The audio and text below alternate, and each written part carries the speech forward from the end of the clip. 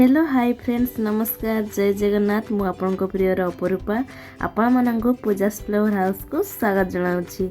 आपण माने केमिति अछंती आशा करूछि जगन्नाथक कृपार समस्ते भलरे थिबे। आज गोटे मो नुआ रेसिपी प्रस्तुत करिया पई जाउछि। तार नाम होछि कोचु सागा। कोचु सागा द्वारा आमे गोटे सुस्वादु व्यंजन प्रस्तुत करिबा।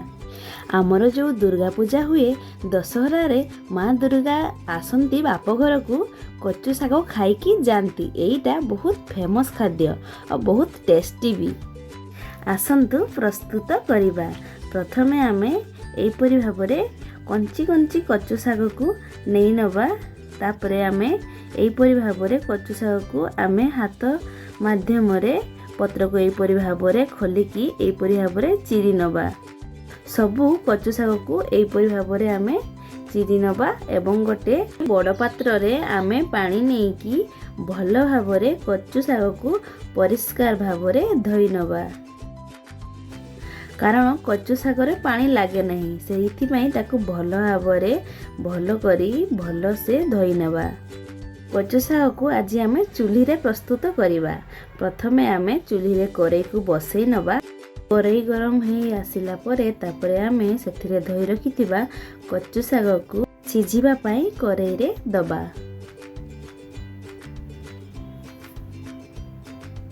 सबु कोचु साग देई साला परे सेथिरे आमे अल्प पानी देबा। तापरे आमे स्वाद अनुसार लूण को पकेई नबा। तापरे आमे भल भाबरे गळेई नबा। तापरे आमे घोड़ेई की कोचु साग को सिझिबा पई छाड़ी दबा।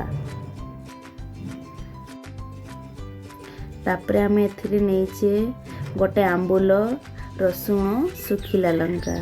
तापरे आमे घोडणी काढ़ी की चेक करि नबा केते भाग सिझिछि। तापरे आमे भल भाबरे गळेई नबा। वर्तमान हमर कोचु साग सिझी नाही। तापरे आमे भल भाबरे टिके गळेई नबा।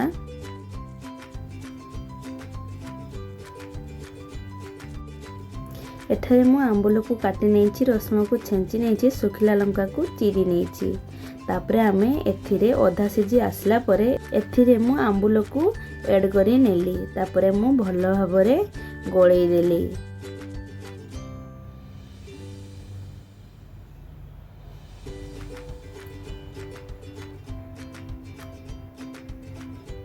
पुणी घोड़ेई की कोचु साग को सिझिबा पई छाड़ी दबा।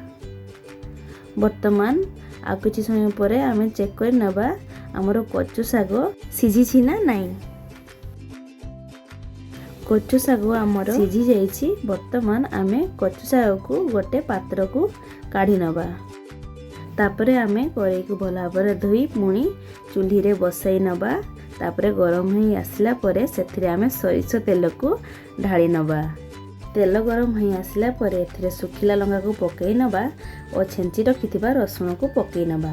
किछि समय 2 मिनिट पई ताको भाजी नबा। हल्का ब्राउन हो आसला परे तापरे हमर सिझा कोचु साग को पकेई नबा आ ताको भल भाबरे गळेई नबा। कोचु साग रे जो पानी अंश अछि ताकू पूरा सुखिबा पर्यंत आमे कोचु साग को एई परि भाबरे कंटिन्यू गळौथबा। वर्तमान देखंतु आमर कोचु साग रे पानी सुखी जाइछि। आमर कोचु साग प्रस्तुत हो जाइछि। वर्तमान आमे कोचु साग को प्लेट रे आमे काढी नबा। अति सहज उपाय रे आमर प्रस्तुत हो गला कोचु साग। कोचु साग रे बहुत आयरन मध्य थाए। कोचु साग खाइबा देह पई बहुत उपकारी एवं खाइबा पई बहुत टेस्टी भी। आपण माने घरे एबे अति सहज उपाय रे कोचु साग प्रस्तुत करि परिबे।